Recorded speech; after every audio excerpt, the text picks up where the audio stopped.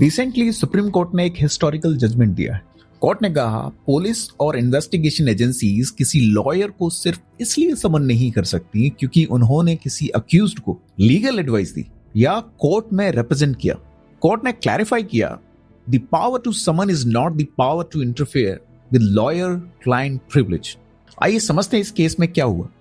ये केस गुजरात के अहमदाबाद से स्टार्ट हुआ। एक लॉयर ने अपने क्लाइंट के लिए एक बेल एप्लीकेशन फाइल की, बेल मिल गई। कुछ दिन बाद असिस्टेंट कमिश्नर ऑफ पुलिस ने उस लॉयर को ही नोटिस भेज दिया, बोला कि आप थाना आइए और हमें केस के 2 फैक्ट्स बताने में हेल्प कीजिए। लॉयर ने डिनाई कर दिया और कहा यह मेरे क्लाइंट के कॉन्फिडेंशियल कम्युनिकेशन का मैटर है, यानी कि मेरे और क्लाइंट के बीच की जो बातचीत है वो सीक्रेट है, आपको नहीं बता सकते। बाद में यह मामला सुप्रीम कोर्ट तक गया और कोर्ट ने सू मोटो कॉग्निजेंस ले लिया। सू मोटो इसका मतलब हुआ कोर्ट ने स्वयं इसमें संज्ञान ले लिया, क्योंकि यह सिर्फ एक लॉयर का नहीं, पूरे लीगल प्रोफेशन का क्वेश्चन था। सभी के पक्षों को सुना गया।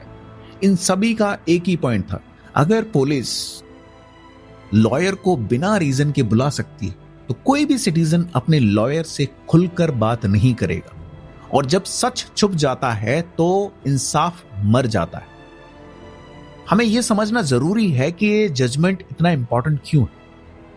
कोर्ट ने कहा लॉयर और क्लाइंट प्रिविलेज जुडिशियल सिस्टम की बैकबोन है। इसका मतलब जो भी आप अपने लॉयर को बताते हैं वो कॉन्फिडेंशियल होता है। लॉयर किसी के साथ शेयर नहीं कर सकता। यह प्रोटेक्शन दिया गया है सेक्शन 132 ऑफ भारतीय साक्ष्य अधिनियम में। यह नया कानून पुराने एविडेंस एक्ट को रिप्लेस करता है।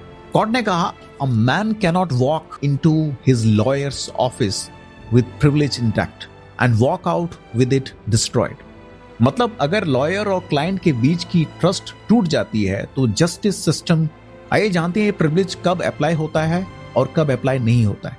कोर्ट ने क्लैरिफाई किया प्रिविलेज एब्सोल्यूट नहीं है।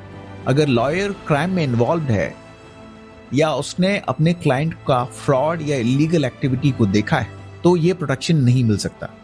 अगर लॉयर अपनी लीगल ड्यूटी पूरी कर रहा है, जैसे कि एडवाइस देना, बेल फाइल करना या आर्ग्यू करना, तो उससे पुलिस क्वेश्चन नहीं कर सकती।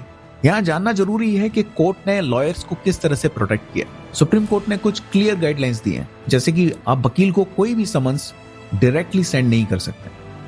अगर समन्स जरूरी है तो एसपी या हायर ऑफिसर की रिटन परमिशन जरूरी होगी। समन में लिखना होगा सेक्शन 132 के किस एक्सेप्शन के तहत समन इश्यू हुआ।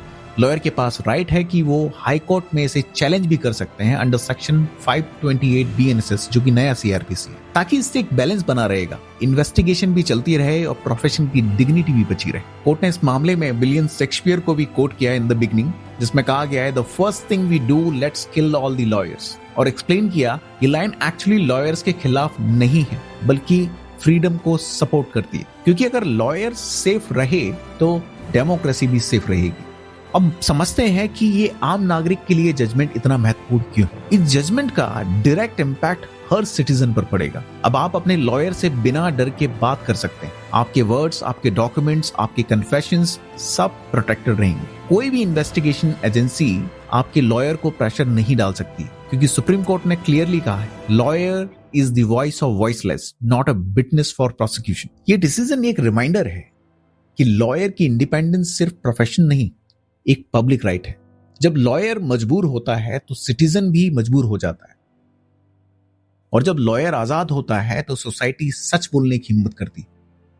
मैं हूं सागर और आप सुन रहे हैं डिकोड विद सागर, जहां कानून को समझाया जाता है सिंपल लैंग्वेज में, ताकि हर इंडियन अपने राइट्स को समझे और उन्हें जी सके। धन्यवाद, नमस्कार।